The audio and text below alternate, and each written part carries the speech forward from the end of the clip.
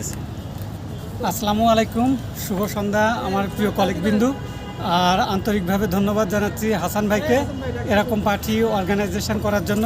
আমি ফেসবুকে দেখেছি হাসান ভাই পার্টি অর্গানাইজ করে, তো আমি সাধারণত চলে যাই বাড়িতে, এবার হয়নি। তো হাসান ভাইয়ের ফেসবুক থেকেই জানতে পারলাম যে পার্টি হবে।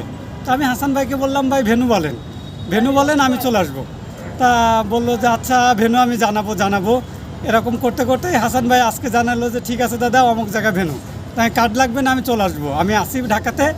আর সবচেয়ে বড় কথা হচ্ছে যে হাসান ভাই অর্গানাইজার হিসেবে এত ভালো, যেটা বলা যাবে না। অনেকেই বলছে, আমি আর কিছু যোগ করব না, শুধু অন্তর থেকে বলতেছি যে হাসান ভাই ভালো মানুষ, ভালো অর্গানাইজার, মিস করি।